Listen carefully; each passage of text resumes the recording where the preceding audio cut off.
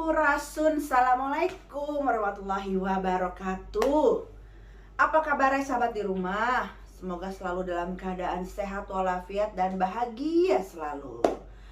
Oke, hari ini kita akan membahas sebuah kisah. Tepatnya sih bukan membahas ya, menceritakan. Saya mau menceritakan sebuah kisah nyata.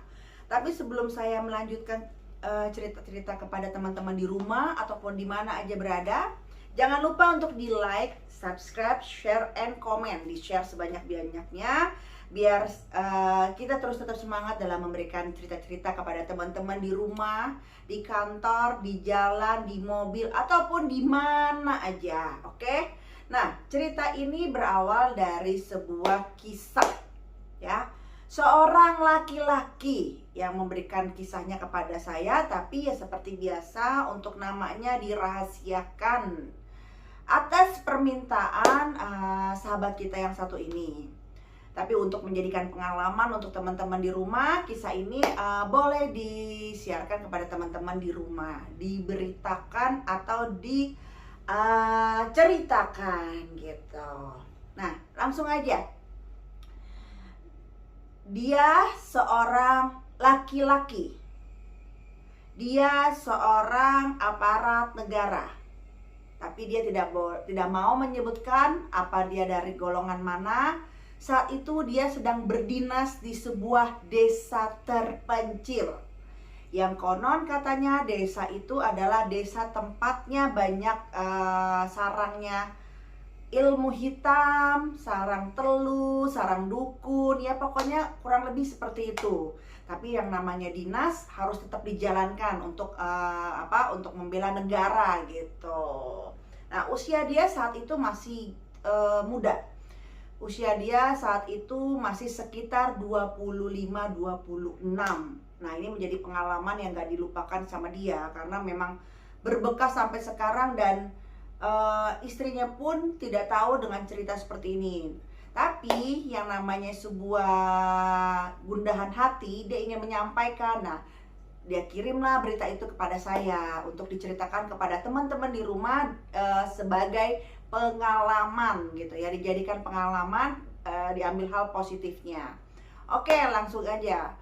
Nah, posisi dia saat itu dia masih di Jakarta. Ya, tiba-tiba dipanggil lah oleh atasannya, ada beberapa gitu kan, seperti biasa dipengumumi gitu kan, bahwa yang dinas-dinas di pelosok-pelosok itu siapa aja dan kemana aja gitu kan. Nah, dia tidak pernah menyangka bahwa dia hasilnya bagus, tapi dia ya mungkin untuk kekuatan mental dia gitu ya, akhirnya dia dikirim ke sebuah desa, menurut dia bukan kota lagi, sebuah desa yang dimana desa itu masih sangat-sangat alami gitu ya, masih sangat-sangat udah nggak modern, belum modern, justru menurut dia masih sangat-sangat tradisional gitu. Tapi yang namanya dinas dia harus tetap berjalan, dia terima dan SK-nya pun dia sudah terima. Nah, singkat cerita dia minta izin pada kedua orang tuanya gitu ya untuk melaksanakan dinas tersebut, dan saat itu memang dia itu posisinya belum menikah gitu ya, jadi dia tidak punya beban, adapun dia di pelosok seperti itu, karena dia hanya tanggung jawab dengan dirinya dan orang tuanya. Nah, dia berpamitan kepada kedua orang tuanya, terus kepada saudaranya, kepada kakaknya, karena dia itu anak terakhir, jadi dia pamitnya kepada kakaknya. Berangkat dia dengan dengan teman sejawatnya berangkat. Dan menuju ke sana pun memang karena ini posisinya di desa ya, di dusun ibaratnya gitu ya.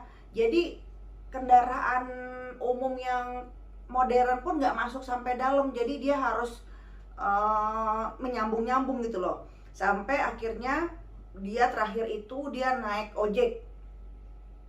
Karena memang lokasinya itu untuk kendaraan umum nggak bisa masuk gitu. Nah, itu pun ketika dia naik ojek itu agak mengalami kesulitan gitu. Karena apa? Nggak ada yang mau nih untuk mengantarkan ke lokasi tersebut gitu kan. Karena ya mereka alasannya takut secara keamanan. Kedua, ya di daerah situ tuh katanya tuh kalau misalnya sore enggak, menjelang maghrib ke malam tuh udah sunyi banget, kayak seperti jam 12 malam gitu. Jadi untuk kayak angkutan-angkutan gitu kayak ojek atau apa tuh takut gitu kan. Nah, berhubung karena dia udah kepepet banget ya, udah kepepet banget, dia nggak tahu lagi gimana caranya, karena nggak ada yang mau nih. Dia udah beberapa nanya nyewa mobil juga kayak angkutan gitu di situ umum gitu, kayak pick up atau gimana tuh nggak pernah mau gitu kan. Akhirnya dia bingung kan, gimana ini kan. Nah, kebetulan memang si yang mengirim pesan ini kita panggil aja, ceritanya si Mas Rian ya. Si Mas Rian ini nih nggak punya kendaraan, dan memang dia itu menurut dia ekonominya dia itu ekonomi menengah ke bawah. Jadi untuk dia minta bantuan kakaknya juga sulit, karena kakaknya sendiri pun nggak punya kendaraan mobil, dan memang kalau andai pun ada nggak mungkin juga bisa nganterin karena jauh sekali. Nah, dia bersama temennya itu gitu ya, coba untuk patungan nyewa nih angkutan kayak mobil pick up gitu, nggak ada yang mau juga. Dia bilang alasannya susah mas kalau kendaraan masuk ke daerah tersebut gitu kan. Dia jadi penasaran kan, sesempit sedusun apa sih ini lokasi ini gitu kan. Nah, terus akhirnya dengan alasan-alasan para penyewa kendaraan itu, akhirnya dapatlah suatu motor pun ini nih awalnya nggak mau, tapi karena dia bilang dia adalah seorang bertugas, dia memberitahu kepada tukang ojek itu. Akhirnya tukang ojek ini ya segan gitu kan, karena ya dia berpikir, oh ya nih saya sama aja ngebantu orang yang sedang bertugas gitu. Nah, dianterin sama petugas sama tukang ojek itu. Kebetulan memang ada dua kendaraan motor gitu kan, pergilah mereka. Nah, sepanjang jalan itu memang menurut Mas Rian ini memang termasuk adalah desa yang sepi gitu kan, yang nggak begitu banyak, dan rumahnya pun masih jaraknya tuh masih nggak deket-deket gitu kan, masih agak jauh. Nah, sampailah dia di suatu kantor gitu kan, karena dia memang harus ke kantornya dulu gitu, baru setelah itu nanti dia ditentukan dia masuk di mes mana gitu. Akhirnya sampailah dia di sebuah kantor gitu kan. Memang menurut dia kantornya itu dari tengah kota aja tuh jauh gitu kan. Nah, tapi namanya tugas, sekali lagi dia harus jalankan itu. Dia sampai ke kantornya itu, dan memang udah ada orang yang piket tersebut yang sudah menanti lah, istilahnya seperti itu. Akhirnya disambut, selamat datang lah, intinya seperti itu. Dia bilang bahwa dia dinas di sini mulai hari besok pagi gitu loh. Makanya di malam-malam dia datang, karena agar besok pagi ketika dia upacara lah ibaratnya seperti itu, dia bisa bertemu dengan teman-teman sejawat lainnya. Nah, akhirnya singkat cerita, dia bertanya, saya malam ini tidur di mana? Karena yang dia tahu beritanya dia itu tidurnya di mes ya. Nah, terus begitu kata teman yang memang sudah ada di lokasi itu, kalau di mes itu adanya yang sekamar berdua, dia bilang gitu. Karena kalau kamar sendiri ini udah jarang sekali, dan itu pun posisinya agak jauh dari kantor, jadi agak ke ujung sana gitu. Dan nggak di lokasi, bener-bener di lokasi kantor, dia agak ke belakang sekali gitu kan. Gimana kalau untuk sementara rencananya mau tinggal di mes atau memang punya tempat tinggal sendiri, rencananya seperti itu. Dia bilang ya udah di mes aja nggak apa-apa, kebetulan kita berdua, jadi nggak masalah lah tinggal di kamar tersebut gitu. Nah, akhirnya dianterin lah sama yang bertugas di situ ke kamar itu, ke mes itu dianterin. Dan menurut dia memang mesnya tuh paling kalau bahasa anak mudanya tuh paling dilempar keluar gitu loh, paling jauh gitu kan. Tapi ya udah, namanya dia, itu resikonya dia untuk bertugas gitu kan. Dan menurut dia pada saat itu dia menyatakan bahwa tempat mes dia itu adalah seram. Dari mata dia sebelum lihat yang hal aneh-aneh gitu kan, itu menurut dia seram. Jadi kalau mungkin kalau orang awam yang tidak bertugas, tapi misalnya anak ngekos dikasih kamar itu, kayaknya nggak bakalan mau gitu. Nah, akhirnya dia sama temennya itu udah colek-colekan tuh, udah bisik-bisikan, maksudnya jauh banget gitu. Beda dengan mes-mes lainnya, ini bener-bener mungkin kayaknya sepertinya nih ya, Kalau dari kesimpulan saya, ini gedung lama. Nah, saya lupa nanya gitu kan. Ini kayaknya gedung lama gitu, karena kalau menurut dia ada beberapa kayak gedung-gedung gitu, dan ini paling pojok. Jadi kesimpulan kita itu bahwa ini adalah gedung lama gitu. Nah, dia lihat sekelilingnya gitu kan, dia cari tahu dulu kamar mandi di mana gitu kan. Nah, singkat cerita kata mas yang ada di situ yang bertugas, yaudah kamu berdua istirahat aja dulu di situ. Istirahat kan, karena memang perjalanan jauh. Masuklah dia ke kamar. Dan di kamarnya pun menurut dia, iya Tuhan, ini benar-benar kamar yang walaupun dia berdua, dia ngerasa itu serem gitu ya. Mungkin karena nuansa atau suasana, karena jauh dari mes-mes lainnya gitu kan. Tapi ya udahlah. Nah, inilah dia berdialog lah mereka berdua. Dia bilang gini, kalau kamar kita kayak gini mah lebih baik kita ini aja, sewa kamar di luar di mana kek, dia bilang gitu. Kata teman yang satu, saya kayaknya nggak nyaman kalau di kamar ini, rasanya nggak enak, dia bilang gitu kan. Terus kata ya Mas Rian ini, ya udah kita coba dulu beberapa malam. Siapa tahu itu hanya perasaan kita dan ternyata malah besokannya malah nyaman. Ya namanya kita orang baru, jadi kita di ini dulu nih, digojlok dulu gitu. Kata si Mas Rian itu, positif dia gitu kan. Terus udah. Nah, bener aja bermalam, dan memang gak ada apa-apa tuh malam itu, gak ada serem-serem, gak ada yang menakutkan. Atau mungkin karena dia capek, gak ngerti juga, tapi malam itu dia lewatkan dengan aman, nyaman. Dia keluar juga nyari makanan juga, dia balik juga sepanjang dia lewatin lorong tersebut dan agak jauh dari gedung utama gitu ya, dari tempat kantor utama itu, dia juga gak ada masalah gitu kan.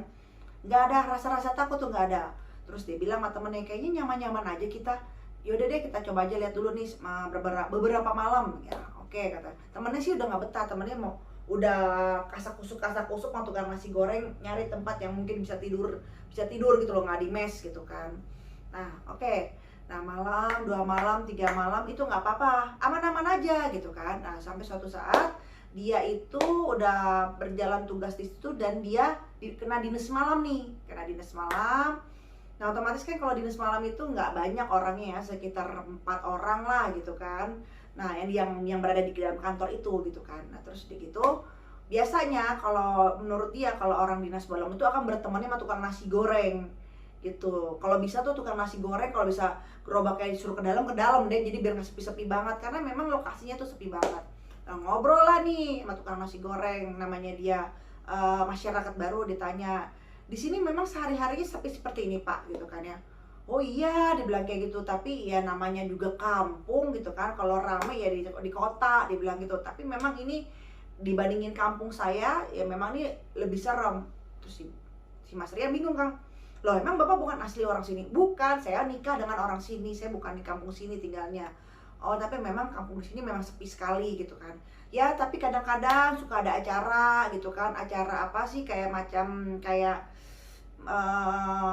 dangdut malam lah, seperti itu gitu kan. Suka ada acara-acara seperti itu gitu kan, nari-nari atau gimana, suka ada acara seperti itu di sini gitu kan. Suka ada keronggeng kayak gitu kan. Nah, terus udah gitu, oh gitu, biasanya kapan? Saat-saat tertentu, mungkin sebulan sekali ya, untuk menghibur orang-orang di sini. Nah, si Mas Rian ini belum tahu nih adat dan istiadat di daerah tersebut. Tapi dia pingin mengetahui karena dia kan akan lama di sini gitu kan. Nah, terus dia nanya, Pak, cerita apa lagi yang bisa saya dapetin karena saya baru bertugas di sini. Akhirnya si bapak nasi goreng ini ngomong, Mas, dia bilang gitu, bukannya tuh saya tuh nakut-nakutin, dia bilang gitu kan. Tapi di sini masih kental sekali yang namanya ilmu kayak gitu-gitu, dia bilang gitu. Terus walaupun ya kesannya orangnya tidak kelihatan dari depan mata kita, tapi kalau bisa di sini jaga mulut, jaga omongan gitu kan, karena di sini orangnya sensitif Mas gitu. Dikasih tahu tuh sama tukang nasi goreng. Oh ya udah, berarti kan kalau kayak gitu aman gitu kan. Kalau masalah mulut, kata Mas Rian, ya insya Allah lah saya bisa gitu kan. Terus apalagi Pak, dia bilang gitu. Ya palingan Mas, kalau di sini memang jarang sekali gitu ya anak-anak perempuan berkeliaran atau bagaimana gitu kan malam. Jadi ya tolong aja Mas, kalau misalnya nanti ketemu atau bagaimana, tolong jaga diri baik-baik gitu kan. Bingung kan, loh kenapa emangnya? Ya memang mungkin karena daerah ini sepi, jadi orang tua di sini melarang untuk anak-anaknya jangan keluar malam yang perempuan gitu. Oh ya udah, kalau itu mah sama aja, di mana-mana juga menurut Mas Rian ya memang budayanya seperti itu gitu kan. Jangankan anak perempuan, anak yang lain juga kalau udah menjelang malam juga pastinya tentunya orang tua zaman sekarang udah kunci pintu, nggak boleh keluar, nggak boleh main-main kan, apalagi kalau masih di bawah umur gitu. Nah udah dikasih tahu seperti itu gitu kan. Terus Mas Rian masih penasaran, maksudnya masih ada ilmu-ilmu hitam itu gimana, dia bilang gitu kan ya. Dia di sini memang mayoritas orangnya berilmu begitu. Oh bagus dong kalau berilmu. Ya bagus memang kalau berilmu, kalau ilmunya putih, dibilang gitu. Loh, Bapak tahu dari mana kalau ilmunya hitam? Ya susah Mas dijelasin. Karena kan itu kan masalah rasa, dia bilang gitu, kata tukang nasi goreng itu kan. Kalau saya nanti jelasin, saya tunjuk siapa orangnya, nanti saya malah jadinya fitnah. Cuman karena Mas nanya bagaimana budaya di sini, ya saya kasih tahu agar Mas hati-hati gitu kan. Oh oke, dia bilang gitu kan. Udah nih, terus dia ngobrol nih, dia beli nasi goreng, dia balik lagi ke kantor, dia ngobrol sama temennya, dia ceritakan lah kejadian tadi dia sama tukang nasi goreng, obrolan sama tukang nasi goreng diceritakan lah gitu kan, bahwa ada hal-hal yang ABCD ini diceritakan gitu. Nah terus singkat cerita, pada suatu malam itu dia minggu depannya lah, bulan depannya,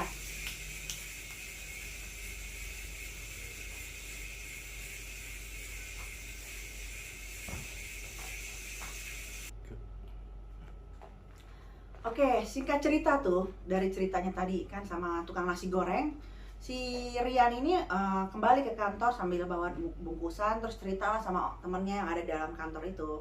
Dia cerita bagaimana tadi obrolannya dengan tukang nasi goreng. Nah kebetulan temen yang ini nih udah lama memang dinas di situ gitu kan, terus dia mengiyakan, dia bilang kata gini, tukang nasi goreng itu bener kok, dia bilang gitu kan. Emang di sini kita harus hati-hati banget gitu kan. Kalau nggak ada penting-penting banget, kalau bisa kita nggak usah keluar, dia bilang gitu. Makanya saya kalau mau beli kebutuhan itu biasanya saya izinnya siang gitu, pas makan siang atau bagaimana. Dan biasanya diizinin, itu pun tapi jangan lama-lama, dia bilang gitu. Nah udah nih, jadi Rian tuh jadi makin ngerasa, wah ini berarti ini desa ini nih bukan tempat biasa nih. Kelihatannya tempatnya kayak adem ayem kayak gini, tapi ternyata penuh misteri gitu kan.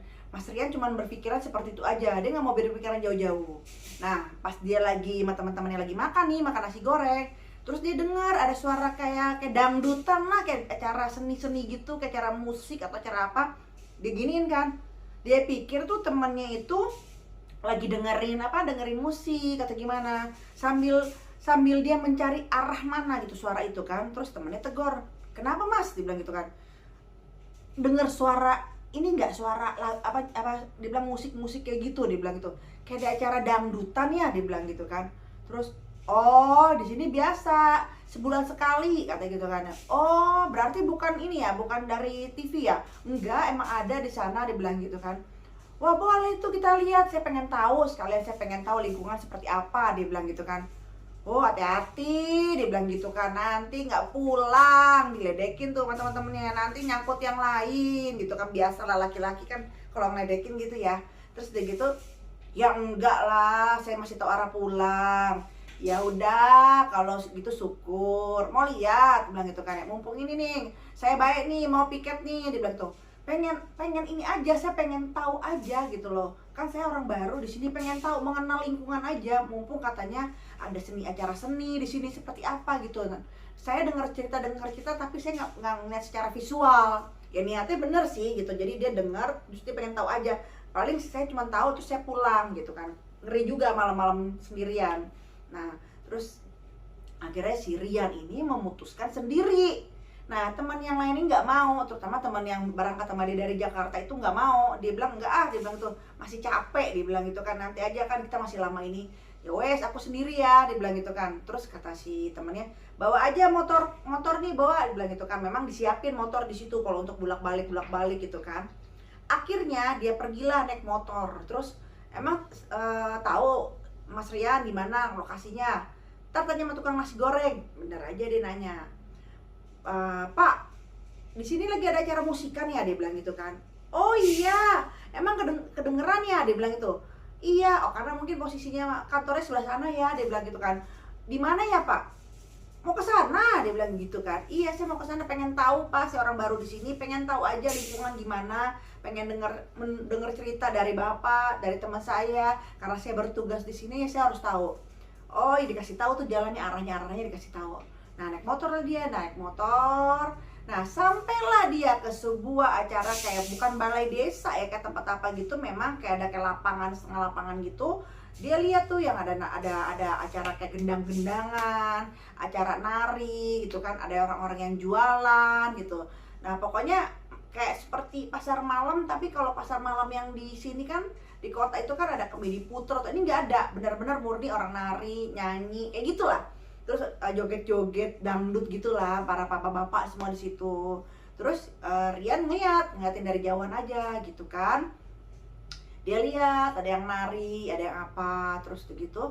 Dia bilang, oh ini namanya pasar malam di daerah sini, dia bilang gitu kan. Dia agak terhibur sih, mungkin karena dia perjalanan panjang yang jauh dan dia nyampe ke biasa di Jakarta, terus ke tempat yang menurut dia benar-benar sunyi, sepi gitu. Jadi dia agak terhibur gitu ya. Nah, pas dia lagi ngeliat ke suatu sosok gitu ya, ada yang nari gitu, tiba-tiba ada seorang perempuan, orang perempuan gitu dengan pakaian nari juga gitu. Terus duduk di sebelahnya di sebelahnya Mas Rian. Ditegor, sendiri Mas, dibilang gitu. Terus oh iya, saya bilang sendiri, dibilang gitu kan. Orang sini asli? Enggak, saya dinas di sini, saya orang pendatang, dibilang gitu. Mbaknya orang sini? Iya, saya orang sini asli, saya ada di orang belakang gunung, bilangnya gitu tuh, belakang gunung dia bilang. Oh gitu. Oh, mbaknya nari juga? Iya, saya nari, dia bilang gitu kan. Cuman hari ini saya lagi kurang enak badan, jadi istirahat dulu gitu kan. Tadi udah narinya, dia bilang gitu. Terus udah akhirnya ngobrol, tanya udah berapa lama di sini. Singkat cerita mereka saling ngobrol lah. Terus udah gitu, tapi tinggalnya jauh dari sini, kata si Mas Rian gitu kan. Agak jauh. Terus pulang naik apa? Ada yang jemput, dibilang gitu. Siapa yang jemput, ditanya. Nih Rian juga nanyanya detil, mungkin karena terbiasa dengan pertanyaan detil, jadi ke siapapun nanyanya detil gitu kan. Ada kakak saya yang jemput, dibilang gitu. Oh ya udah, syukur, alhamdulillah gitu kan. Udah nih ngobrol gitu kan. Terus dia tanya nih, kapan lagi ada acara seperti ini? Sebulan sekali Mas, dibilang gitu kan. Oh gitu. Nah kamu sehari-hari ngapain kalau selain nari? Ya paling latihan, dibilang gitu kan. Atau saya suka jualan, dibilang gitu kan. Jualan? Iya, dibilang gitu. Jualan apa? Dia bilang gitu. Ya jualan warung-warung aja Mas, tapi memang bukanya hanya malam, dibilang gitu. Oh gitu, warung apa nih? Warung makanan atau warung kayak sembako? Ya makanan-makanan kecil aja, dibilang gitu. Oh iya, dibilang gitu kan. Terus wow, nanti kapan-kapan saya boleh mampir ke warungnya ya, kata Sirian gitu kan. Silakan Mas, dibilang gitu kan. Terus dikasih dikasih alamat, tapi alamatnya cuman belakang gunung gini-gini. Ya pokoknya bukan alamat yang kayak lengkap-lengkap kayak tipe di Jakarta gitu, kayak dimanapun gitu, enggak. Kayak ancar-ancar gitu, lebih ke situ gitu kan. Nah terus udah nih, dia ngobrol-ngobrol kayak gitu. Ya wes, dia bilang gitu kan. Saya mau pulang, kata Rian gitu tuh. Saya pamit ya, saya mau pulang, udah malam. Oh iya Mas, begitu kan ya. Terus mungkin nanti besok malam saya coba ke warung kamu, dibilang gitu. Boleh Mas, boleh. Jam berapa Mas? Dia bilang tuh. Loh, saya harus tanya bukanya jam berapa, dia bilang gitu kan. Oh, bukanya sekitar jam 8 malam Mas, karena memang biasanya kalau orang habis dari hutan itu lapar. Nah, makanlah di warung saya.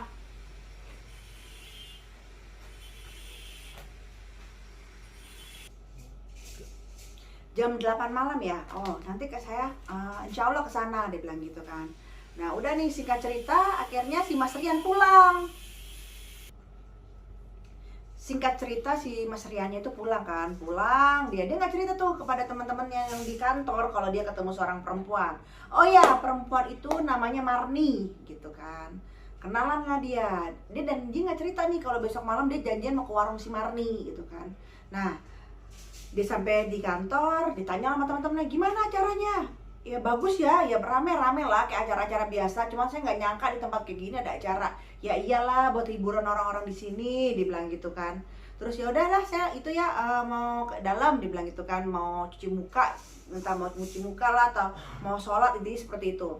Nah setelah itu dia melanjutkan piket lagi nih sampai pagi, dia ngobrol sama teman-temannya ngalor ngidul lah, ngobrol seperti itu. Nah besokannya itu kan dia lepas piket lah, intinya seperti itu kan. Dia siap-siap, dia apa gitu kan, dia semangat banget nih keesokannya karena dia malamnya mau ketemu masih Marni gitu kan.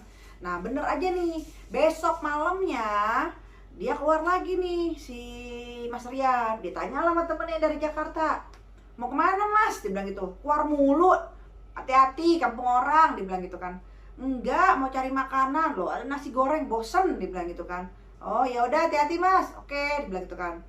Terus udah nih dia jalan, ditelusuri. Rian ini memang tipe laki-laki yang berani dan penasaran gitu kan. Jadi ini santapan enak nih, santapan enak banget gitu lah.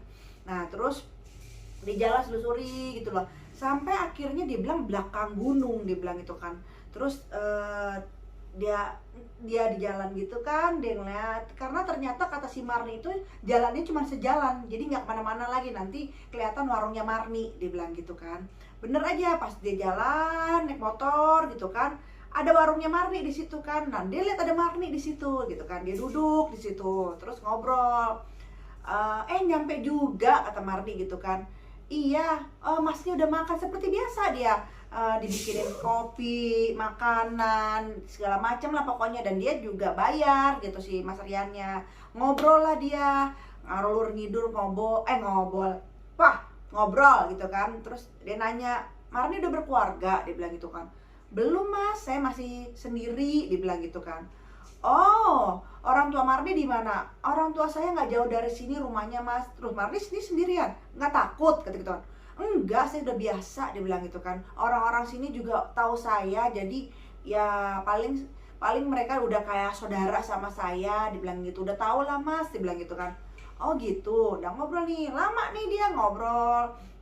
Pokoknya intinya mereka ada usaha untuk si Rian itu untuk dekat sama si Marni gitu kan.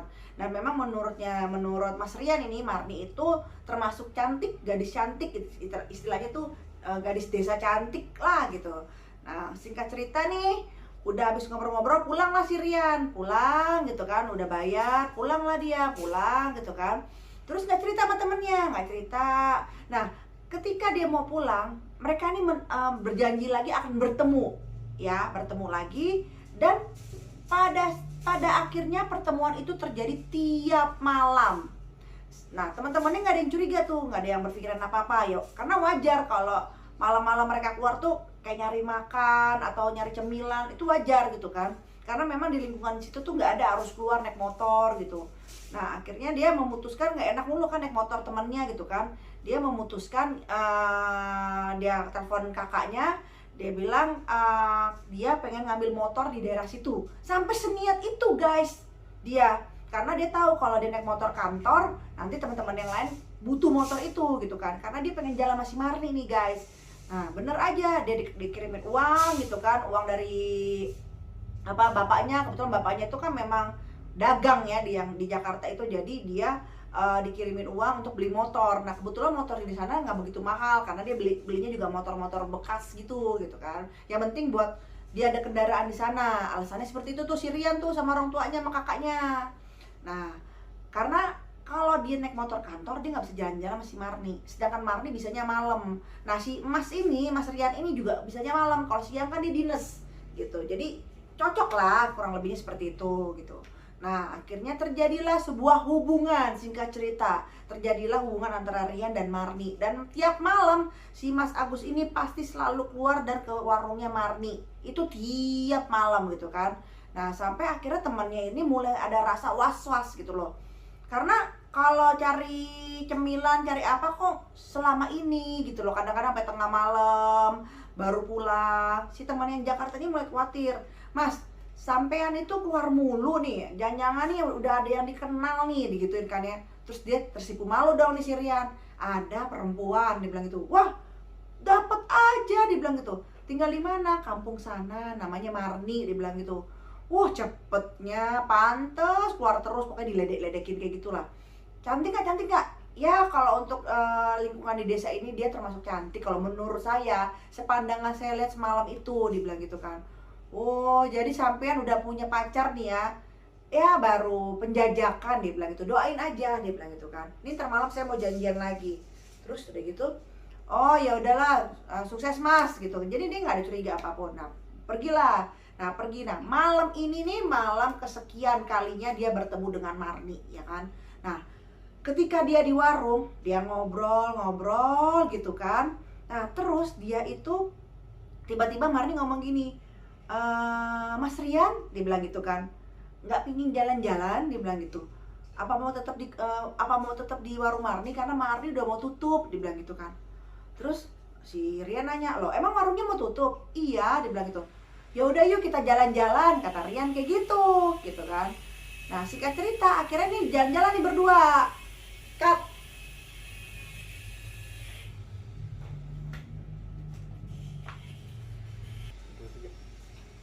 Singkat cerita, akhirnya mereka ini memutuskan untuk pergi berdua. Pergilah dia, pergi itu menuju ke arah pedalaman gunung gitu kan. Dia bilang gitu, Mas, kata si siapa namanya, kata si Marni, di sana itu ada enak tempatnya, dia bilang gitu kan. Biasanya Marni sering di situ, dia bilang gitu.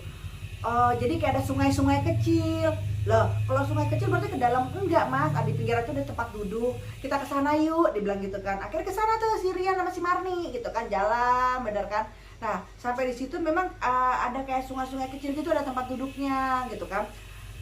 Stop Mas, di sini aja kita duduknya. Duduk dia ngobrol-ngobrol gitu. Pokoknya intinya si Rian tuh hilang rasa takut, hilang rasa sebagai warga baru di situ. Dia ngerasa kayak udah lama lah di situ. Ngobrol. Rian pegang tangannya Marni, gitu Marni.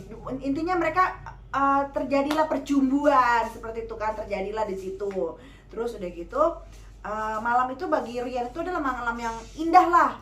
Disinari bulan, bahasanya Mas Rian kayak gitu kan. Nah, terus udah gitu, nah Marninya itu juga nyanyi di situ. Memang Marni itu suaranya bagus gitu loh, merdu lah. Jadi makin Rian tuh makin senang gitu loh, udah di tempat yang romantis menurut Rian, kayak apa, kayak ada sungai-sungai kayak gitu kan, tempat duduknya seperti itu. Rian memandangnya itu seperti taman lah, seperti itu.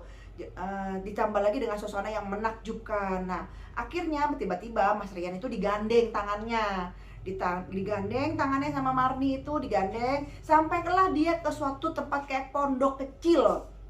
Rian sempat kaget saat itu. Loh, kok ada pondok kecil? Nggak apa-apa Mas, ini biasa, ini tempat istirahatnya kalau orang-orang habis ngambil kayu. Alasan Marni kayak gitu.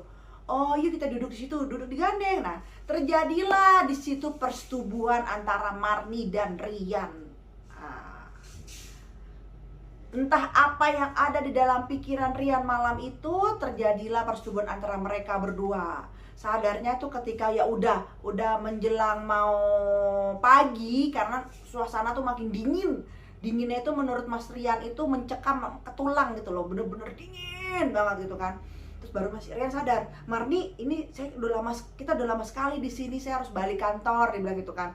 Terus maafin saya udah ngelakuin ke kamu, pokoknya intinya begitulah, bahasa laki-laki dan perempuan gitu kan. Terus udah gitu, iya nggak apa-apa Mas, cepat pakai baju kamu, kata si Rian gitu. Pakai baju nih dia udah segala macam. Terus Marni mau saya antar di mana? Di mana rumah kamu? Oh nggak usah Mas, antar aja saya di warung. Loh, kok di warung? Kenapa nggak ke orang tuamu? Masih jauh lagi, nanti Mas malah makin kepagian gitu kan. Terus ya udah saya antar ke warung. Nanti kamu tidur di mana? Di dalamnya kan ada Mas tempat biasa saya tidur. Saya biasa kok tidur di situ gitu, kata Marni. Oh, kalau menurut itu memang nggak apa-apa ya wes. Nah, akhirnya dianterin lah ke warung tadi, ke warungnya Marni biasa. Si Mas Rian pulang. Dan itu ternyata bukan hari terakhir mereka melakukan persetubuhan. Ternyata itu setiap hari mereka berlakukan seperti itu, dan sampai akhirnya suatu saat si Rian sakit. Rian sakit, sepucet-pucetnya wajahnya gitu kan. Nah, temennya negor lagi nih yang dari Jakarta.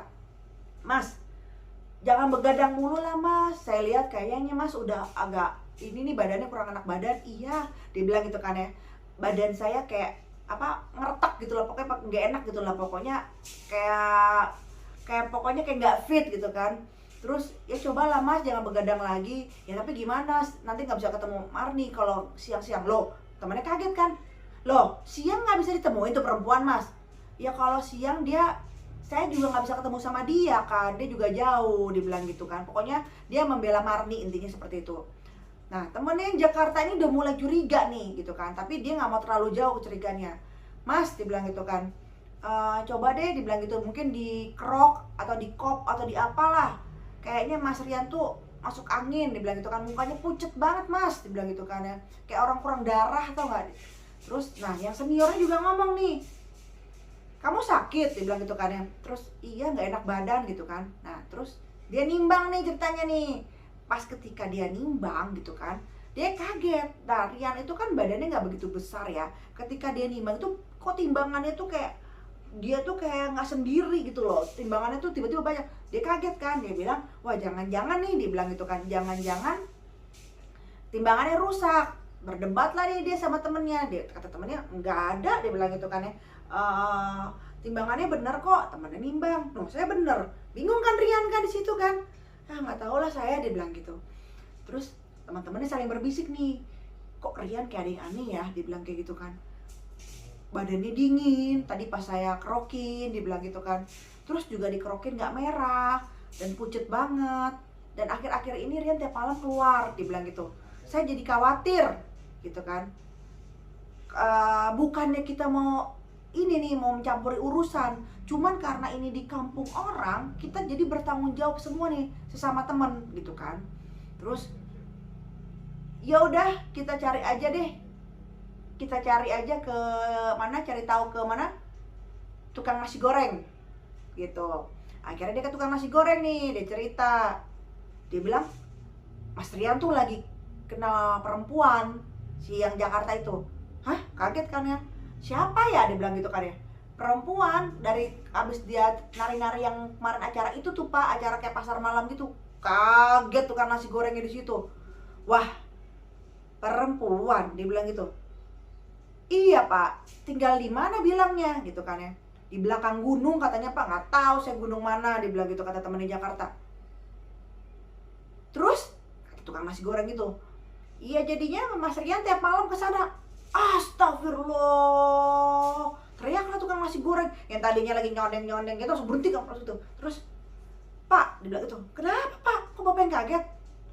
Belakang gunung, perempuan, mana ada rumah di situ. Emang bukan rumah pak, warung. Nggak ada rumah di situ, nggak ada warung di situ. Bagaimana warung di situ? Di situ tuh banyaknya tempat kayak makam-makam kuno, makam lama yang nggak terawat, dibilang gitu kan. Nggak ada di situ, dibilang gitu. Terus maksud bapak si Marni jadi apa dong pak? Kok dia bisa tinggal di situ tiap malam loh pak, bertemu pak?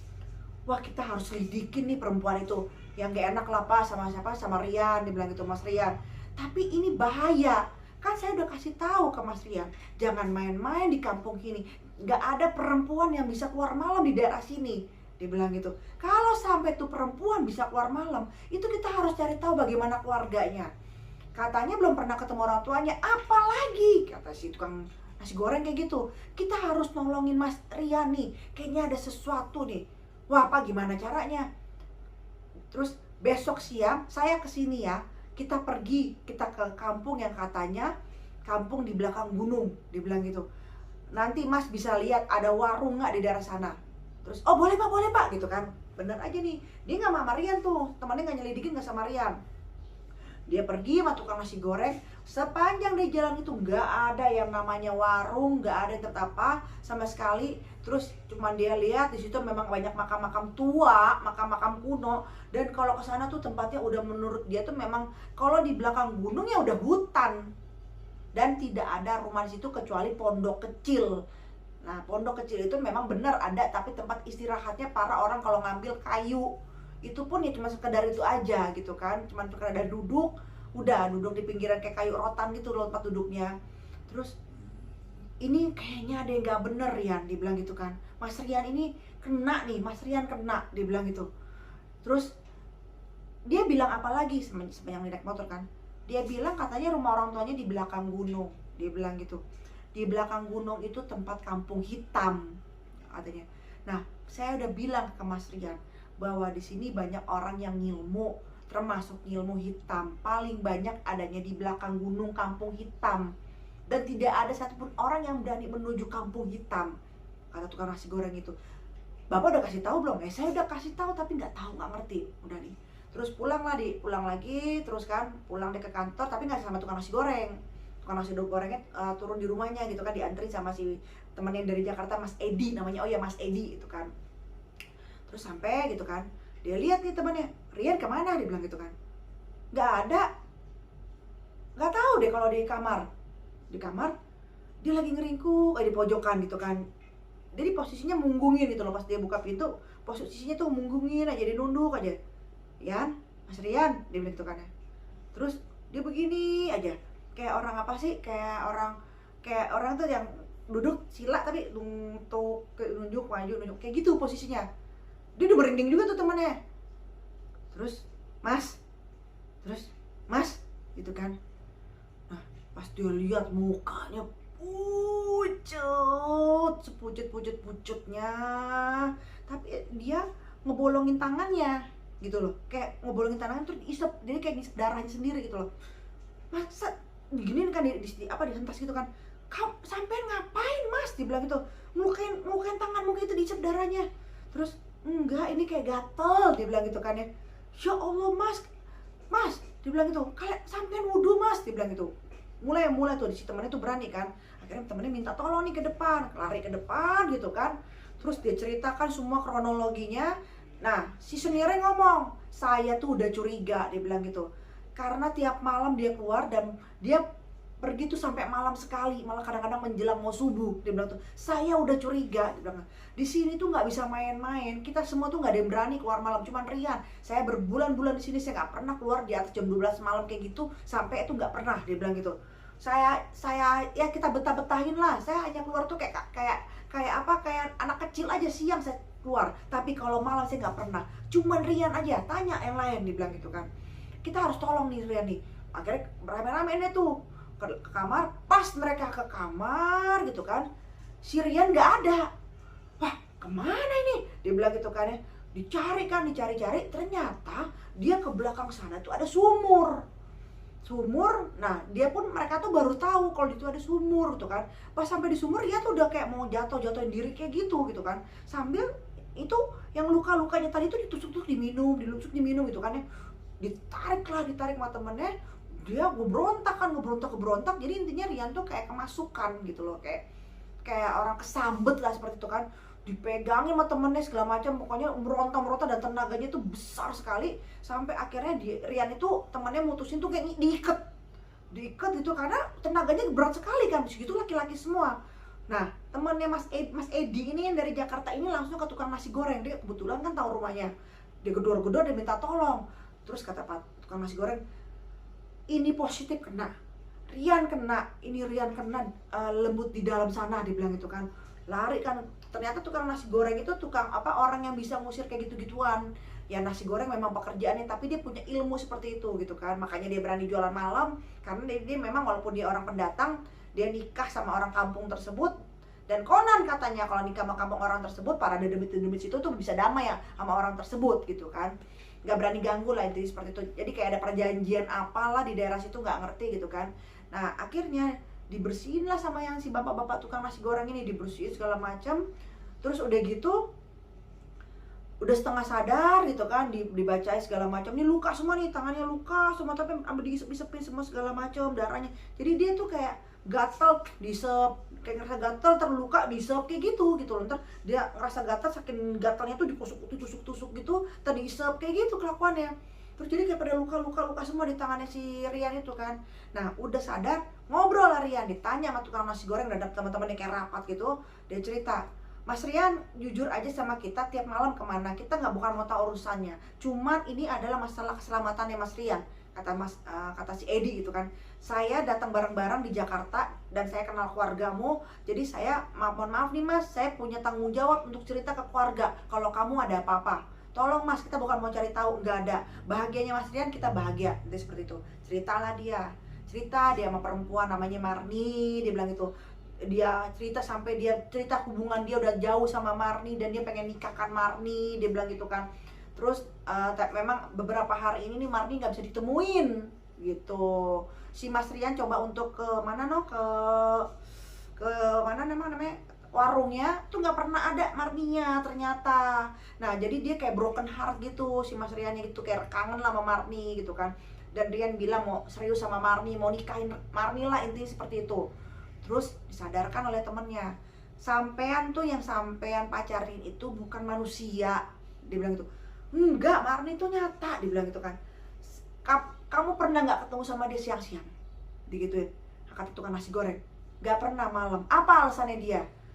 Ya karena dia harus jaga warung, jadi pagi-paginya dibantu orang tuanya cari kayu, dia bilang tuh. Gak ada Mas, yang sampean yang datangin warung itu gak ada, dia bilang itu. Terus ayo ikut saya. Pergilah tuh si Rian sama si tukang nasi goreng. Jadi mereka konvoi motor tuh dikawal. Aja kawal kata temannya gitu kan, kawal. Di mana? Coba dicalangak dulu. Ada warungnya Marni di sini. Mana Mas warungnya Marni Mas? Ini kalau Mas bilang di belakang gunung, ya ini gitu kan. Ini kampung belakang gunung bahasanya gitu. Kalau Mas kesana lagi, itu udah nggak ada Mas. Itu namanya kampung mati, dibilang gitu kan ya. Karena apa? Itu banyaknya ilmu-ilmu hitam di sana Mas, dibilang gitu kan. Saya udah kasih tahu karena Mas Rian. Terus di sini dinyari-nyari, ini di sini. Terus dilihat, coba Mas lihat itu apa? Kaget dia, ternyata yang dia lihat itu bukannya warung gitu kan, tapi justru yang dia lihat itu adalah kayak makam yang udah lama, yang udah tua, yang terbengkalai, yang mungkin makhluk manusia dulu tuh gimana, dan tidak terawat segala macam gitu kan. Ini warungnya Mas. Jadi sampai harus sadar bahwa namanya Marni itu, dibilang gitu kan, Marni itu tidak ada, Marni itu adalah makhluk itu. Pas si bapak tukang nasi goreng ngomong itu, dia kepental tuh, gitu kan, kayak gitu kan. Ternyata ada energi negatif yang datang ke bapak itu kepental gitu kan. Dan si Marni sepertinya tidak suka kalau dilarang juga hubungannya sama si bapak ini. Terus akhirnya ditarik kan tangannya sama si bapak itu, disuruh baca-baca gitu kan, suruh ayat kursi atau apa. Kita harus antar si Mas Rian ini. Terus enggak, sebentar, saya sadar kok, semalam saya ke arah sana. Wah bener, ke kampung mati tadi itu. Ngapain Mas di sana? Marni ngajak saya ke sana, dibilang itu katanya ada sungai, dibilang itu. Dan di situ ada tempat pemondokan, tempat orang kayu-kayu bakar turun, dibilang itu kan ya. Terus ayo Mas kita ke sana. Akhirnya biar nggak penasaran nih, ini tempatnya. Itu namanya tempat itu serem. Enggak kayak gini, tempatnya bagus, dibilang gitu kan. Kayak apa ya, dibilang gitu, kayak tempat apa namanya, kayak saung kecil gitu. Enggak ada Mas, ini tempatnya orang cuma tempat duduk doang, tempat duduk. Terus apa yang Mas lakukan di sini? Ditanya gitu kan. Dia ceritalah, ternyata dia berhubungan badan di sini sama Marni. Udah, inilah yang membuat dia itu jadi kayak setengah mati setengah hidup. Jadi Marni itu ngajak si Mas itu. Langsung hari itu juga si Mas Rian itu dibawa ke tempat orang pinter daerah situ gitu kan, diobatin. Dan ketika dia ke tempat orang pinter itu, orang pinter langsung marah. So marah-marahnya ternyata ada Marni di samping Mas Rian itu. Jadi kenapa Mas Rian itu selalu berat mulu badannya, yaitu karena Marni selalu gelendotan sama dia. Itu taunya itu ya dari orang pinter itu, langsung ngomong, dibilang langsung ngamuk, dibilang gitu kan, diusir. Kita bingung kan, dibilang pergi, dibilang gitu, kata si tukang yang orang pinter itu kan ya, perempuan, pokoknya dia bingung. Sedangkan di situ ada perempuan gitu kan, yang pergi laki-laki semua. Nah diceritain lah, selama ini kamu badannya sakit, badannya pegel segala macam, yaitu perempuan ada di sini dan memang pengen ngajak untuk ikut. Nah ternyata ternyata si Marni itu memang makhluk siluman yang sering mengganggu penduduk-penduduk atau pendatang-pendatang baru. Dan memang itu adalah pekerjaannya dia seperti itu. Dan dia akan mencari sosok-sosok laki-laki yang menurut dia cocok, yang warnanya cocok, kita nggak ngerti warna apa ya, yang akan dijadikan pasangannya dia. Dan ini udah pernah terjadi beberapa tahun yang lalu. Ada satu laki-laki yang sampai detik ini hilang di dalam kampung mati sana dan nggak pernah kembali. Dan si Mas Rian ini nyaris menjadi korbannya Marni gitu. Nah, singkat cerita, akhirnya Mas Rian diobatin, udah beres semua. Dan mulai detik itu dikasihlah dia wejengan, dijagain juga supaya Marni nggak dekat juga. Dan memang kalau biasanya Marni kalau udah ketahuan udah nggak mau ganggu lagi gitu kan, karena dia nggak mau capek juga kayaknya Marni gitu kan. Nah ya udah, singkat cerita akhirnya Mas Rian memutuskan untuk ke Jakarta, ngirim surat ke Jakarta untuk dipindahkan ke lokasi mana gitu kan.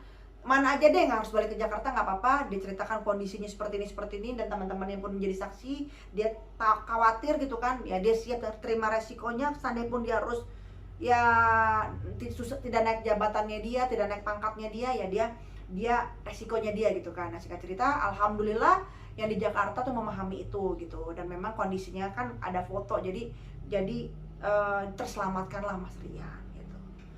Oke teman-teman, seperti itulah cerita-ceritanya untuk kalian-kalian yang akan dinas keluar kota. Itu hati-hati, ambil kisah baiknya dalam kisah saya. Yang tidak baiknya silakan dibuang jauh-jauh gitu kan. Untuk yang mau dinas, atau yang mau kuliah, atau mau yang kerja, atau yang mau apapun, hati-hati. Yang namanya kita di dalam sebuah kampung baru, di kota baru, kita hati-hati. Karena kita adalah, kalau seperti itu, pendatang. Jadi harus menghormati tuan rumah, peraturan, adat istiadat atau adab etika yang ada di sana. Itu pesan saya. Oke, sampai ketemu lagi di Feni Rama Official selanjutnya. Jangan lupa untuk di like, subscribe, share, and comment, di share sebanyak-banyaknya. Assalamualaikum warahmatullahi wabarakatuh.